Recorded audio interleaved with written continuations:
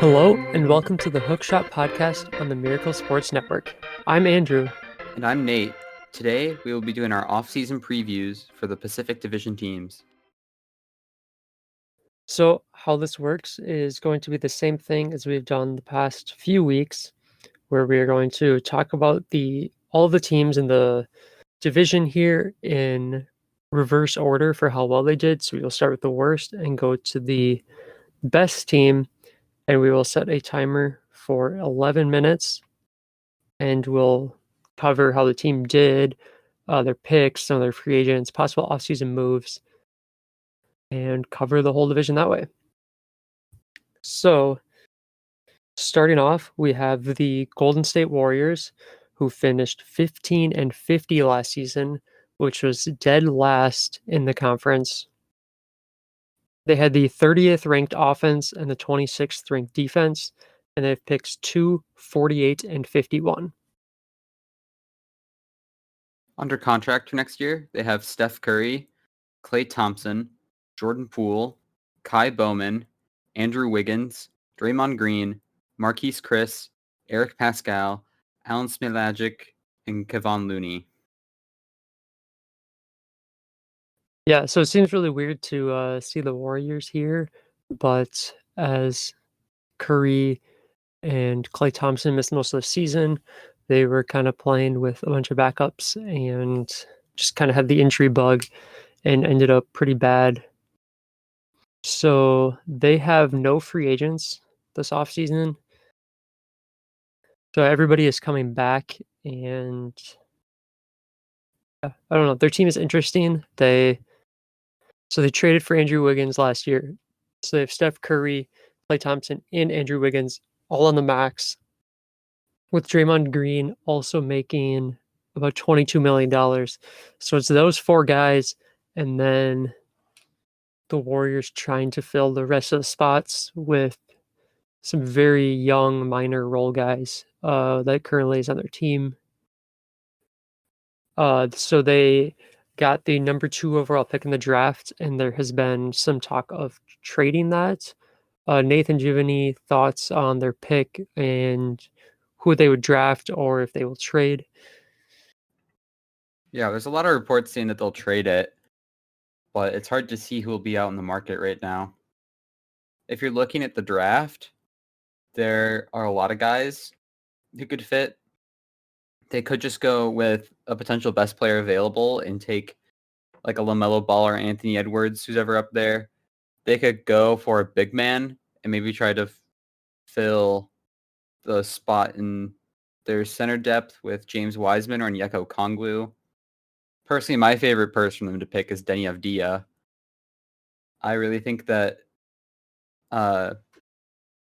just Denny can come in, and with his skills that he already has, like his playmaking, he's a good team player. He's insanely good in the fast break. Just his skills like that could really help. Like they could really help just like make everyone better on the team. I guess similarly how you see people saying LaMelo will just make everyone better with his playmaking. But I really think Denny Avdia could elevate some of the level of their top players like Steph and Klay, and with the fantastic defender still in Draymond. Whether or not Denny has some shortcomings on defense, they can be a little covered up. But also like making the pick where you can get a young guy like Denny who will be on a relatively cheaper contract. I mean, it'll be high because it's the number 2 pick, but it's a relatively cheaper contract than some of the other guys. But he's young, and eventually the Warriors team will be done with their current roster as guys get too old, their contracts come up. Where Denny could be a guy who I think could come in and help you now, but also definitely build for the future. Yeah, I personally think, I think they will try to trade it. Like you said, I don't really know who's out there. There hasn't really been any talks of possible trades of that pick, and with some talks of maybe the Wolves wanting to trade down as well. That kind of hurts the value of both the number 1 or for both picks, if the first two picks in the draft don't want to draft, that could also be talk. I think the Warriors are likely to trade down just because they have Steph and Clay and Draymond and maybe Wiggins if he's okay. And they do They're also more in have a that big trade exception from Iguodala still. yeah. I think they are more likely to trade down than the Wolves are, as the Wolves are kind of still trying to rebuild. But personally, I like them drafting James Wiseman over Denny Advia. I think I think Wiseman can come and contribute a little bit to this team at least right away, more than I see Denny personally. I think just transitioning from Europe, while it's happened before, I think it might. He's just so young. I think there's just a lot of transition that he'll need, whereas Wiseman has kind of been preparing for the draft for quite a while now since he only played a couple of games in college.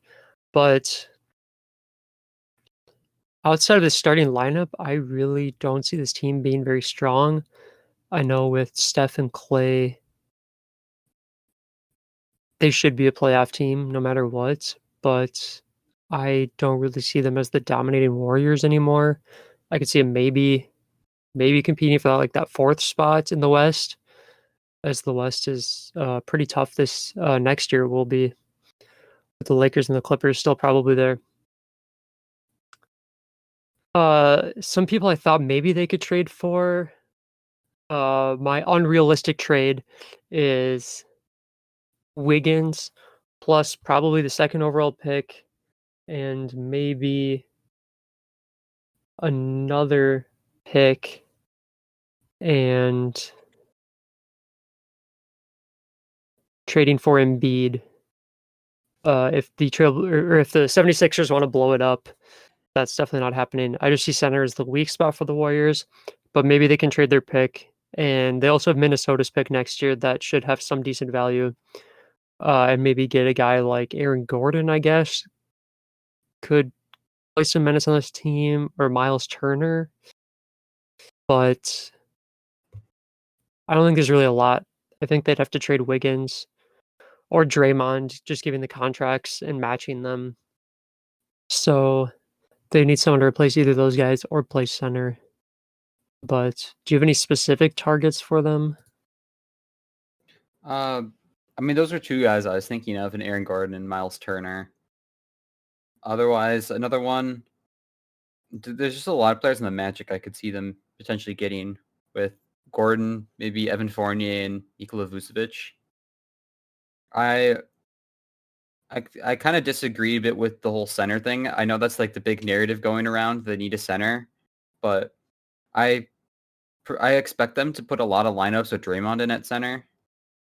And also, when you don't want Draymond in at center, I believe Marquise Chris is perfectly serviceable to play those minutes after what he showed last year.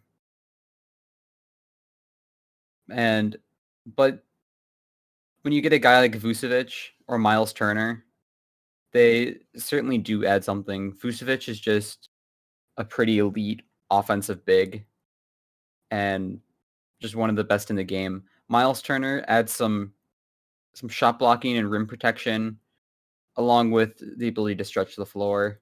While he may struggle in some other areas, that is definitely something that can help with this team. I would question if the number 2 overall pick is maybe a little too much for Miles Turner, though, where I would think maybe there's a chance he could look at a 3-way trade. I know the Pacers are also looking at trading Oladipo. Maybe there could be a 3-way trade out there where the Pacers would send out Oladipo and Miles Turner, and then they get back the number 2 overall pick. Otherwise, they could use the trade exception on if I'm looking at the Magic, I mean, they could just use their trade exception flat out for Evan Fournier and wouldn't have to give the number 2 overall pick. If there's something there, they could make work. Otherwise, they could always use the trade exception to trade for a guy with a big expiring deal, which they can use then to match the contract to get someone with a little more, who's a little more money, like Aaron Gordon. If they could get Aaron Gordon without even trading the number 2 pick, or you could throw Andrew Wiggins in there to match the contracts and maybe get one of those guys plus Vucevic back. Yeah, I think all of that is possible. They're, I mean, the Warriors are probably thinking about those trades as well. I think those are the big guys on the market right now that fulfill a need because I don't think the Warriors are going to look for a guard. But if Wiggins' contract can get traded again, I'd be very impressed. Otherwise, Draymond has been so good lately, but last season he really struggled. I mean, I think most people probably struggled playing with Steph and Clay and Kevin Durant the past few years, and then all of a sudden losing all of them. But so hopefully Draymond comes back to form for them, and they can be very much more competitive next season. We have 30 seconds. I think it'll just be interesting to see in the next couple weeks before the draft what is going to happen trade wise, if that happens draft day or right before the draft, or if they really just end up drafting someone.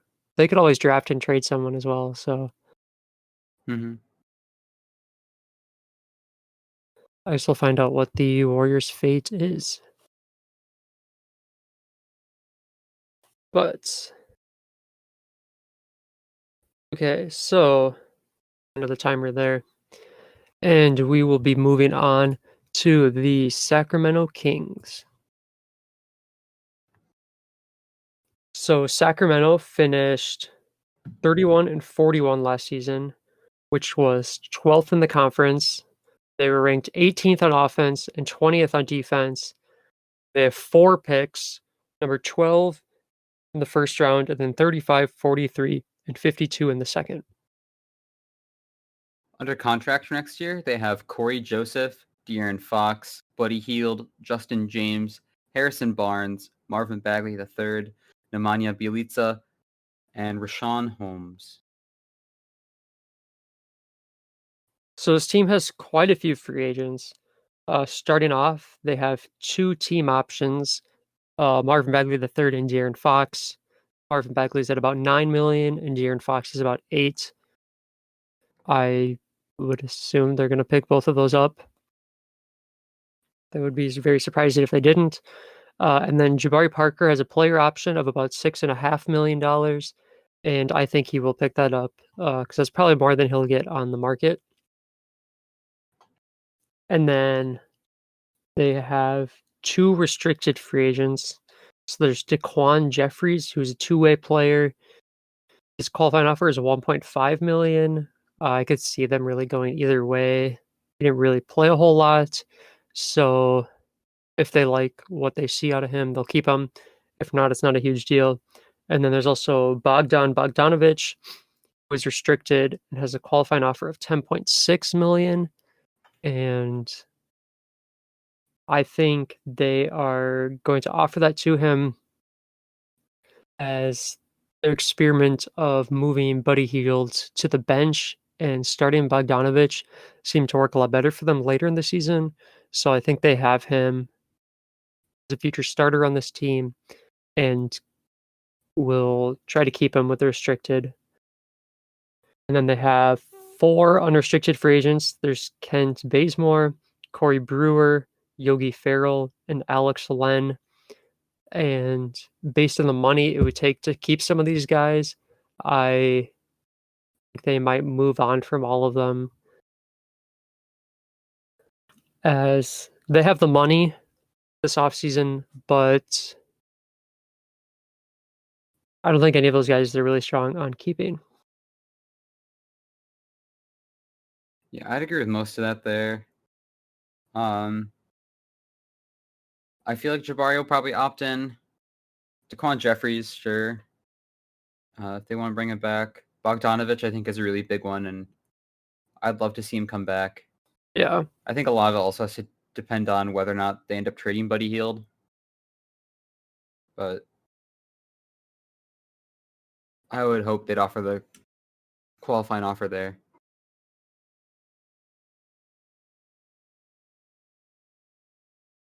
Yeah, I think they are going to try to trade for Buddy Hield. Buddy Hield being one of the better 3-point shooters in the league. I think he has some value, and some team's going to take a shot on him. But he currently is the highest paid player on the team. So doing that with him coming off the bench, I think they are going to try to move on from him. Which transitions, I I think they could maybe do a Buddy Hield for Oladipo trade. Uh, I don't think Oladipo's stock is all that high, and Buddy Hield being the 3-point shooter he is, I think they could trade him and probably a little bit more. Probably not much more, honestly, to get Oladipo. Like, maybe Buddy Hield, and I think pick 12 would be too much, honestly. Maybe a couple second rounders, a future first, I don't know. Thoughts on that trade? I mean, I just don't know why I would do it if I was Sacramento there. I mean, I get that they want to get rid of Buddy Hield, but getting Oladipo on a 1-year contract as your big thing you're getting back for Buddy Hield, it would be concerning for me. He's going to be a UFA. Well, it would free up that money for the free agency class next year. Granted, it's Sacramento, so I'm not really sure Yeah, but like that's also what part of the free agents they're reason. gonna get. Like, I mean, I don't know. I would be opposed to getting rid of Buddy Hield and then just re-signing Bogdanovich to take that spot.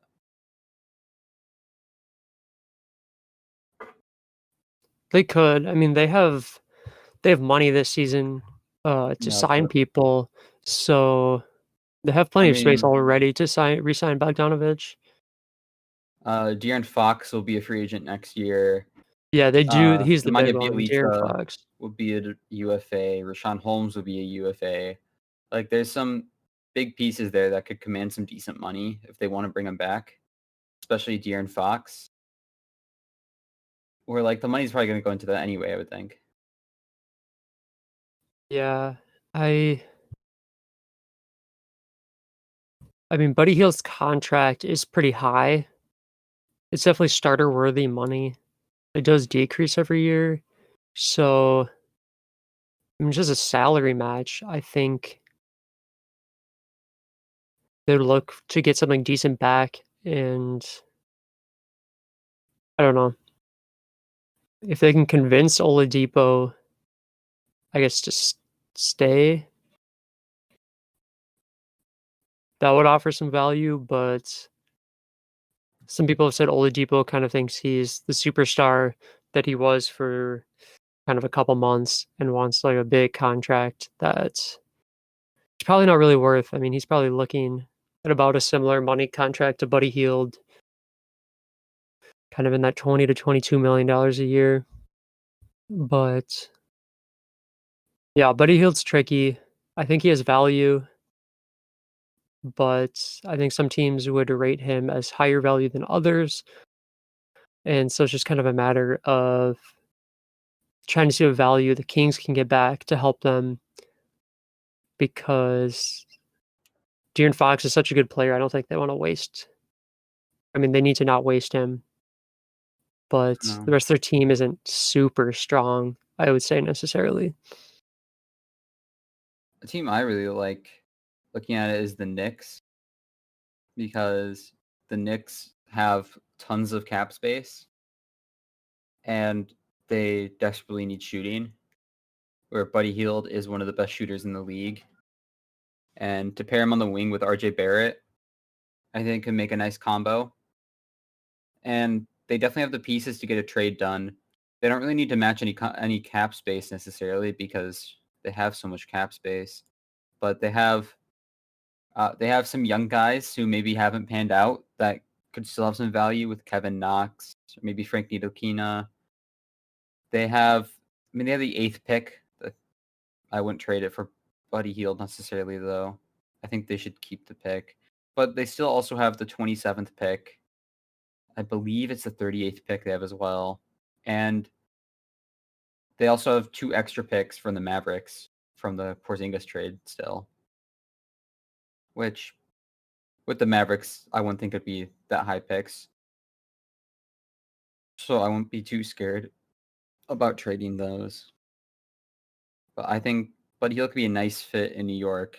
And it could be a nice match for a guy who can fill a role the Knicks really need and a guy the Kings are looking to move. Yeah, I think Buddy Hield might have a little more value than like a late first, but Well, no, maybe they I don't trade think it would this just be late first, but year's and then one of those Mavericks I picks, mean, like you maybe they can said. Maverick. It could maybe the Redo it. 27th pick. Knox or Ntilikina, you could throw in there. That's very possible. Yeah, I mean the Kings could use a third point guard if Yogi Ferrell leaves, which I assume he will. So maybe Frank they take on, and it's possible. We know Tom over there likes to kind of make some trades, but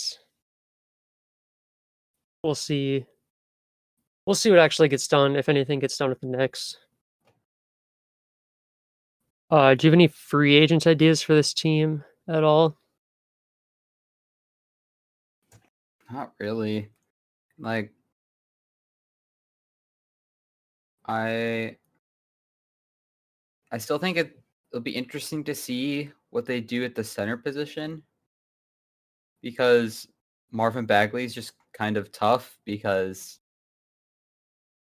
I don't really see him as a power forward right now in like the current league. I see him more as a center, but his defense is really bad. There's not a lot of rim protection. Maybe they can pick up a guy like a nice power forward who can complement that. Whether that be in the free agency or draft. A few guys in the draft I could think of, but otherwise there are some decent power forward options as well with a guy like Jeremy Grant, who I think every team could pretty much use if they want to throw him a lot of money. Which would mean Harrison Barnes would probably be your small forward, and he's locked up for a few years. You could find Bogdanovich back at shooting guard and have De'Aaron Fox at point guard. Yeah, I mean they have $30 million, so I think they could sign Bogdanovich for 12 to 14, since still leaves like 15, 16 million. And I mean, there's some guys in kind of that center slash power forward of like Davis Bertans or Juan Hernan Gomez, or even Christian Wood, who I think they could easily sign and probably wouldn't take all of their money necessarily and still have some for next year. But we are out of time. So the number 3 team we'll talk about today is the Phoenix Suns. So the Suns went 34 and 39 last season, which was 10th in the conference. They were the 12th offense and 17th defense. They only have one pick number 10 in the draft. And team has a lot of hype right now due to going 8-0 in the bubble. Whether that is actually something to believe in, it's hard to say, as players said some people excelled in the bubble and some people did not. And maybe the Suns really excelled in the bubble, which is kind of an unnatural kind of environment to play in compared to traveling every day. Who is on their team? So under contract for next year, they have Ricky Rubio, Ty Jerome, Elio Kobo, Jalen Lacroix, Devin Booker, Kelly Oubre, Michael Bridges, Cameron Johnson, and DeAndre Ayton. So this team also has just a few free agents. So they have 3 team options in Frank Kaminsky, Cameron Payne, and Chick Diallo. Kaminsky's at $5 million, and then Payne and Diallo are between 1.8 and $2 million. I really kind of said either or on all of these players. I think they're all pretty fair for their value, but could see Phoenix moving either way on them. And then they have 3 restricted free agents in Dario Saric, Javon Carter, and Tariq Owens. So Tariq Owens is on a 2-way with a qualifying offer of 1.5. I think they can probably move on. Javon Carter costs $2 million for a qualifying offer, and I think if you can get him for that, that's a fair contract. And then Saric has a $5 million qualifying offer, but for them to go over the cap, it costs them, they'd have to give him about $10.5 million, but they have some cap space, so I think if they can try to leave him to kind of $8 million a year, I think 10 is too high for Sarge personally. But so if they can go a little bit under than that, I think he is beneficial for their team to keep. And then they also have 1 unrestricted free agent in Aaron Baines, and I think he played some quality minutes last season and still has something to contribute. So if he wants to come back, if they can get him for about 3 million or so, 3 to 4, that would be a good contract for both sides. Thoughts on any of that? Yeah, I don't know if they bring back Kaminsky and his option just for the $5 million. Yeah, that one is. But Diallo, maybe. I think Cameron Payne has completely deserved another shot after his great bubble performance. And also just looking at the depth at the guard position here.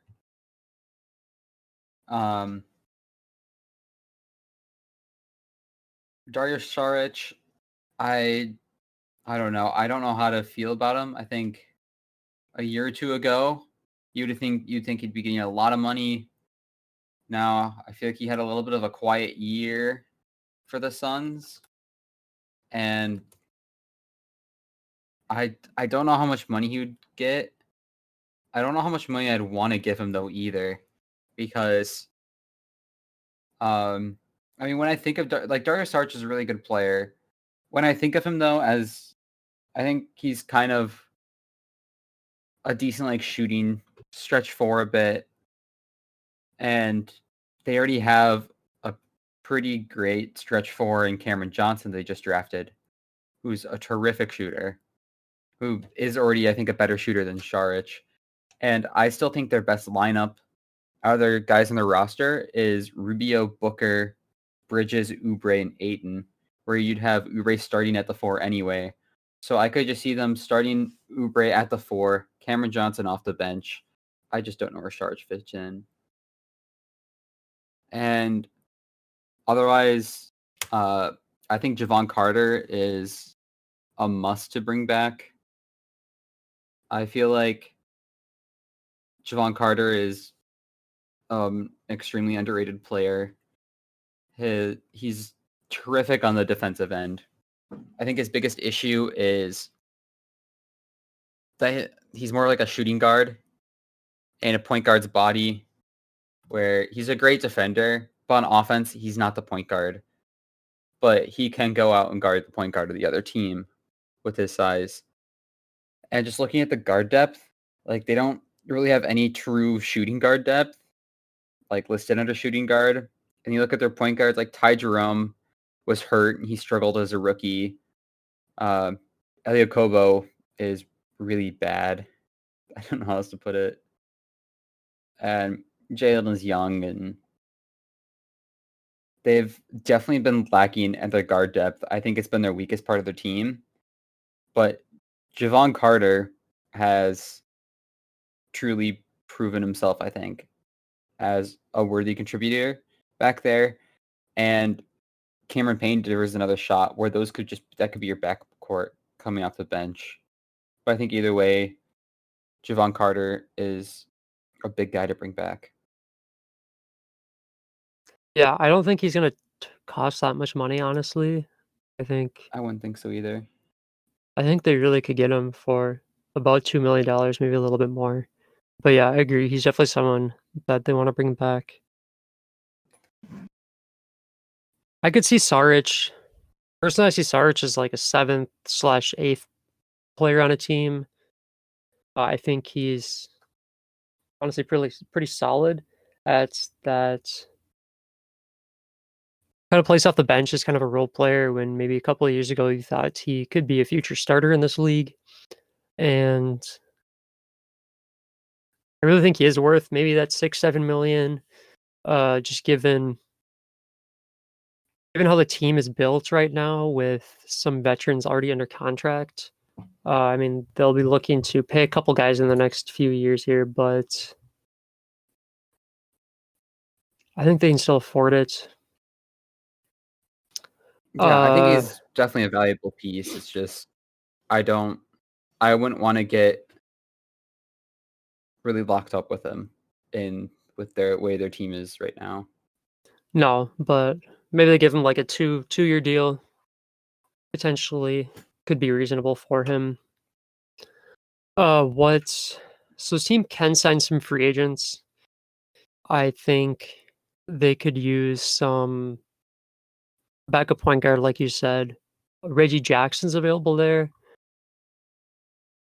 I don't know if Reggie Jackson will come to the Suns. I think he's probably going to stick on a more like established winning team, but he I think costs a reasonable amount of money for the Suns to pay him because they have, I believe, like $30 million this offseason to spend on free agents.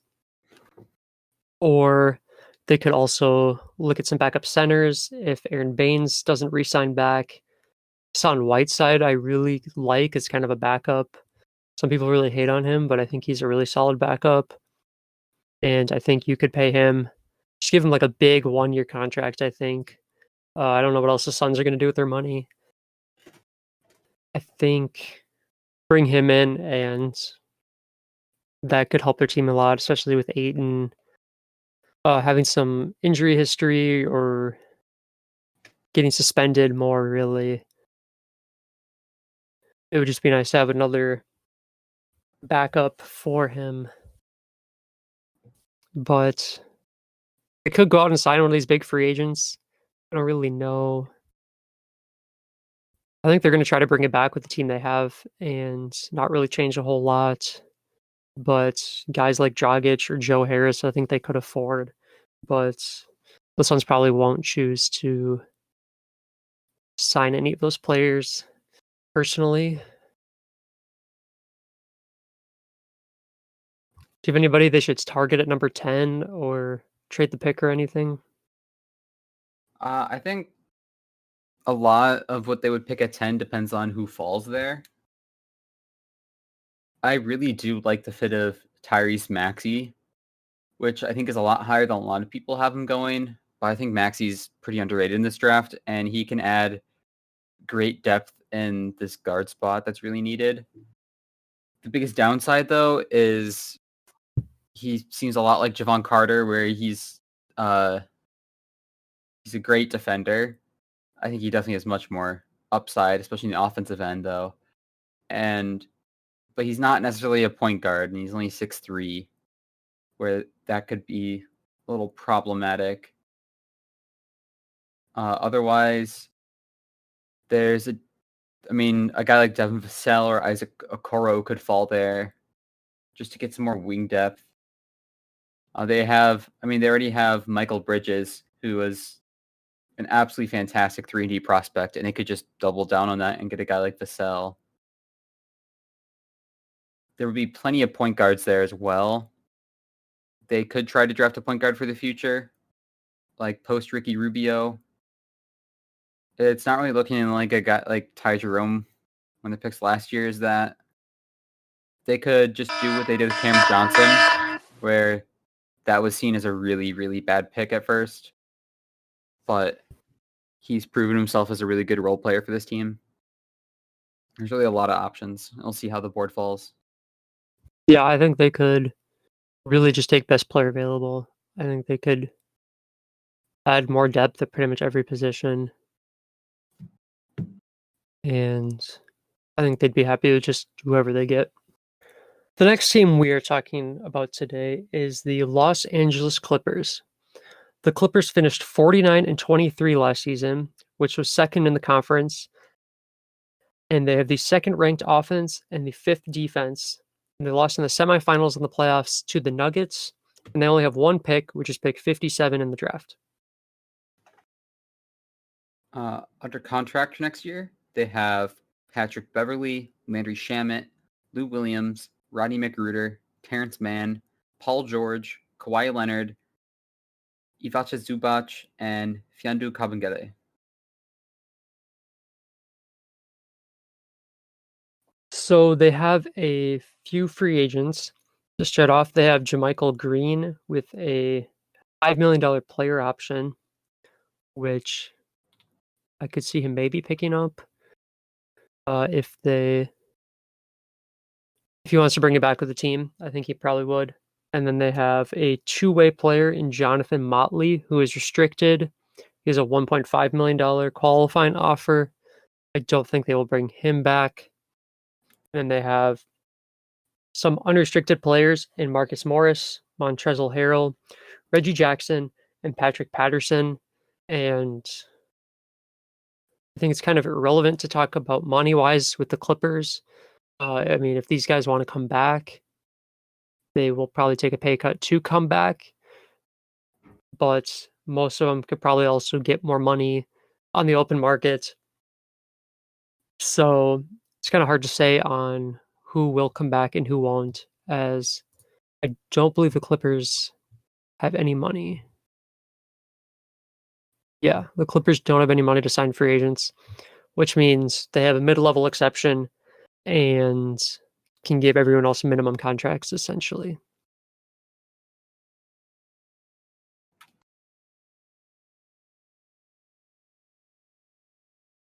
Thoughts on any of those free agents? I don't know. A guy I really like is JaMychal Green. I would assume he'd probably opt out. I don't know Maybe how go much money elsewhere. he'd I get. don't know. I don't know how much you get. $5 million is a decent amount, but depends. He could stay on the team and try to compete. Depends on how much he likes that. Otherwise, I think he could probably get a bigger role elsewhere. I think JaMychal Green is very underrated. And outside of that, I don't really have strong opinions on anyone else.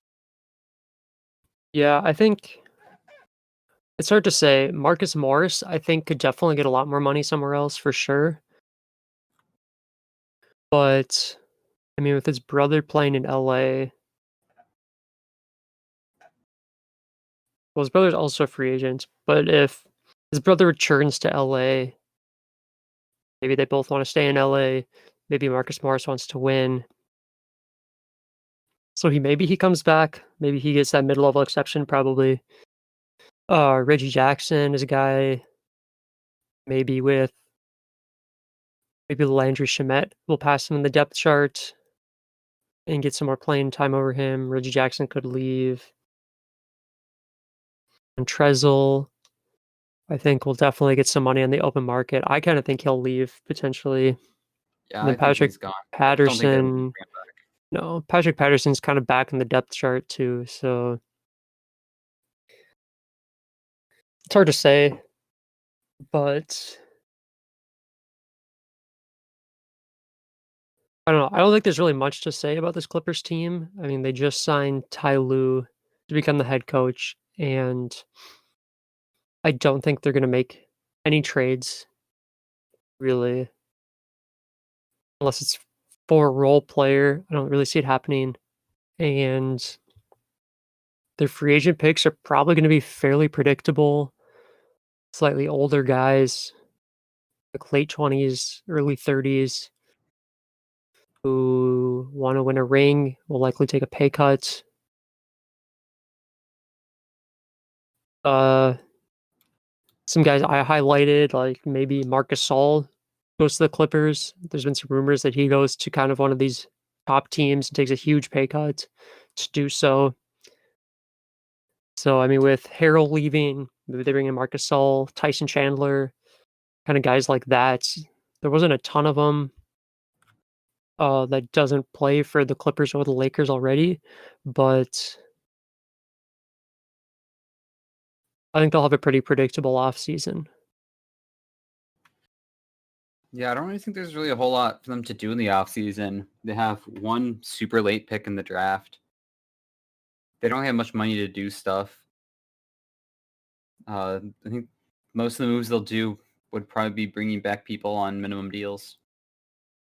And that's probably it. I know they were disappointing, but when you have Paul George and Kawhi Leonard, Paul George had his struggles in the playoffs, but with those two guys, you should be competing every year, and I'd be fine with running it back. And I would anticipate Paul George would be much better when we do playoffs, because I think Paul George has been a really great playoff player until this year.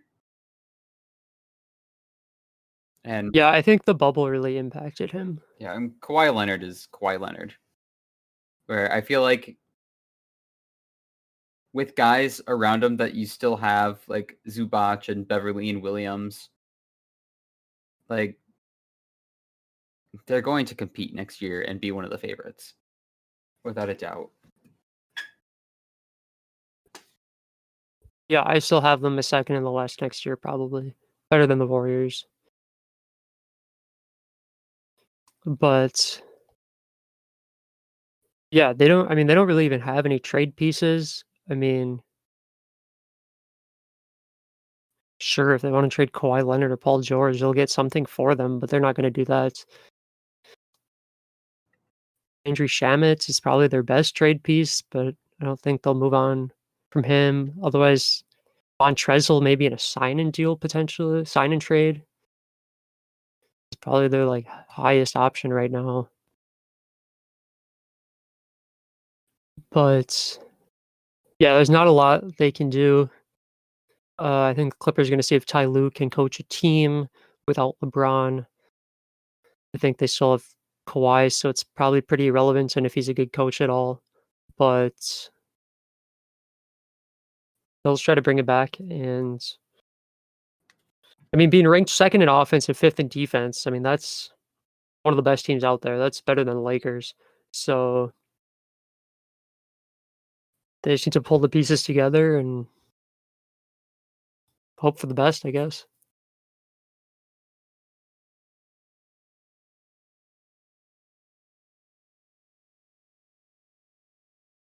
Do you have any other thoughts on the Lakers personally? Clippers.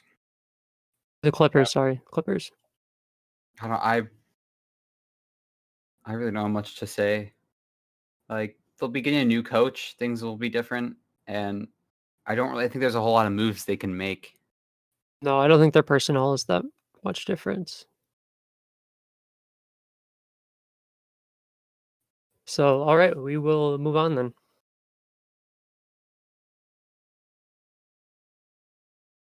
So we will now talk about the other team in LA, the Lakers. Lakers finished 49-20. Oh, no, they finished 52-19 last year, which first, they obviously won the NBA Finals. They had the 11th ranked offense and the 3rd ranked defense. And they have one pick, which is 28 in the draft. Under contract for next year, they have Quinn Cook, Alex Caruso, Danny Green, Talen Horton-Tucker, LeBron James, Kyle Kuzma, and that's it. So they have quite a few player options on this team. So Anthony Davis has one. He's declining, but he said he wants to resign. Then Rajon Rondo and Contavious Caldwell-Pope are also declining their player options, and it is unclear on if they're resigning or not. And then Avery Bradley has one for $5 million, and JaVale McGee has one for $4.2 million. I could see both those players coming back. I think Avery Bradley played a really big role on this Lakers team before the bubble when he was playing with them. And JaVale McGee is just kind of a guy who will sit on these good teams, in my opinion. So I think both of them could come back. They're probably not going to get that much more on the open market, if more at all. And then they have Kostas Antetokounmpo, Giannis's brother, who is on a two-way and restricted. And I think the Lakers are just going to re-sign him. I mean, he's probably not good at all, but Giannis's brothers are on teams for a reason. If this free agency coming up, the Lakers don't have money to re-sign him, but I think they'll keep Kostas on their team. And then Dwight Howard, Dion Waiters, Jared Dudley, and Markieff Morris are all unrestricted. And I could see maybe all those guys coming back. Probably not Jared Dudley, but Dion Waiters was okay in the games he played. He didn't play very many. He was mostly just a bubble body. So I think they might move on from him. Dwight Howard could easily come back on this team, and Markieff Morris is really key in the playoffs. So if he wants to continue that, he'd probably come back on much less money than he would get paid for. But otherwise, he could get more money on the market from a different team. Yeah, I agree with most of that there. I think the big unrestricted guys they have to deal with are Howard, Morris, and Rondo, as all of them played a really big role, especially in their playoff run. I mean, guys like Avery Bradley were hurt. JaVale McGee has been a decent piece for them off the bench. I would think they'd probably both accept their options. I don't really think Anthony Davis is much of a concern. I mean, he said he's going to resign. Yeah, he's not Players, going anywhere. players have said that, but I mean, they won a title. He's not going to move. And I don't know. I think it's kind of similar to the Clippers in a way, where they're just going to, for the most part, try to run it back. Except they have a little bit of money where they could actually, I think, get their guys. Make sure they have everyone back. There's still maybe a few questions at point guard. Rondo, they struggled in the season. Rondo played pretty solid for them in the playoffs, though. He might not be the answer going forward. They have the 28th pick in the draft they could use to trade, or they could probably get a solid point guard at that spot too, with how many good point guards are in this draft. I would say the big two guys I'd be looking at for big changes would be Danny Green and Kyle Kuzma, where Kyle Kuzma is, I don't know, he's an interesting player. He's a little older, up there like 25, 26, I believe. 25, I think. And Yeah, he's so 25. he's still pretty young, but he's not like super young. He's coming to his last year of his contract. He's definitely going to get more money after the contract's up. He started off his career looking like a big steal. I think he was picked 27 of the draft, his draft year, and came out the gate looking great. He's been kind of up and down, had some interesting plays, I guess you could say. But I personally think he could be a solid trade piece. Maybe there's a team that want to take a shot in Kuzma. I don't think his value is all that great, but you can maybe get something. Danny Green really struggled in the playoffs, which is odd because that's not at all what Danny Green has been. He's been one of the top contributors on multiple championship winning teams. But with his contract at $15 million, they could just use that to clear cap and use that to sign free agents if they don't really want to bring him back when other guys have just been playing better than him. And I'm sure there's teams out there that'd be willing to take shots on him. Well, they'd have to trade him. Yeah. A potential trade, just looking at those guys, I could think of. I feel like I'm just trying to trade all the Magic guys, but Evan Fournier maybe, as I think Evan Fournier could be a really good player with this team where he's not very ball dominant, but he's a great shooter. He can play his role really well. I think he'd probably be the best just like support winger the Lakers have really kind of had since LeBron got there. And you trade Danny Green, who will be on an expiring deal, same as Fournier. It doesn't really look like Fournier. I mean, I don't know. Fournier might not come back to the Magic, but Danny Green could always also be put into a trade like you see what the Grizzlies did with Iguodala. Granted, Iguodala just refused to play for the Grizzlies. I don't think that happened with Green, but he could always just be a trade deadline candidate still for a championship team if they can get the salaries to work. And Kyle Kuzma can just be a shot for the Magic in a team that needs talent. As I said, he's still decently young, and maybe they could get the 28th pick in there as well and get a really nice young piece there. Where I could see that as a trade benefiting both teams if the Magic are looking to blow things up, which if you can't tell, I think they should. That's possible. I think Kuzma does actually have some value a little bit. I think he can actually be pretty decent in a right situation. And I think there's just a lot of pressure on him now being on the Lakers and being one of their top guys that they expect him to be like all-star quality level. And I mean, he's only 25, which for considering a young piece, 25 is pretty old, but I think he's just had some weird seasons in the Lakers and hasn't really had much time to develop. And he just kind of was jumped into all these situations. So I mean, I think he's definitely a great player. It's just I think he's in a weird situation, and I think his value is vastly overrated by a lot of people, especially in, like the mainstream media, where like I think I've seen some trades last year at the trade deadline on like ESPN talking about Kyle Kuzma for Devin Booker, which oh, that's is bad. nowhere near that value. No, definitely not. But I don't know. There's some people who are like, he is so good, and some people who are like, Kyle Kuzma's horrible. I think he's not horrible, but he's definitely No. not Devin Booker quality. But yeah, so the Lakers will not end up having a lot of money to sign free agents. So assuming Anthony Davis signs, he's probably going to get like $32, $33 million somewhere in there. Lakers will be over the cap and then cannot really sign anybody, but they could choose. I mean, KCP, they could bring back, pay him $10 million right now and go over the cap with that. Rajon Rondo could come back at 1.5.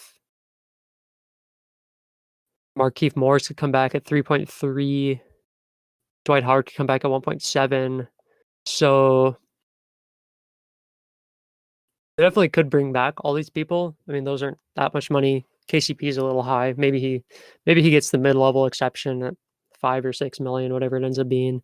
But the rest of these guys I think could maybe come back for cheap, and I don't know. I really like Rondo on the Lakers. I don't really see him going anywhere else and excelling. So I hope they bring him back just for Rondo's sake. And I mean, he helped the Lakers win the championship. He was a key piece in that. But I don't know. I think them and the Clippers are kind of looking at the same free agents, essentially, similar type guys. So it's just kind of a which team will these people go to? Yeah, and they're sure to be a top destination for guys looking to come on maybe the minimum to compete, as they are like probably the biggest market team in the league with the Lakers, and they're coming off of a championship win. Yeah. But interesting note, I also see a headline that Danny Green suggests some veterans on the Lakers would skip the first month of the season if it comes back in December, since it was so soon since they last played. And says LeBron might do that. But that's Danny Green, and who really knows? Well, I guess that'll conclude this week's episode. Thanks for listening, and please rate us 5 stars on your preferred podcast platform. This helps other listeners find our podcast. Next week, we will talk about our most overrated players, where each of us will come up with a top 10 list of our top 10 most overrated players and just have a discussion and explain why we think they're overrated. Yeah, so our outlook is to do most overrated players, then most underrated players, and then do some draft coverage as the draft will be happening in a couple weeks. So you can find us on social media. We're on Instagram and Facebook at Miracle Sports Network, and we are on Twitter at Miracle Sports NW. And we upload all of our podcasts to YouTube the day after they go live on podcasting platforms. So we're also on YouTube at Miracle Sports Network. And please subscribe to us or follow us and like us at all of those locations. And if you have anything you would like to see us do, please comment or DM us or anything in all that social media platforms as well. And we will think about it and we'll definitely take your feedback. But we will see you next week.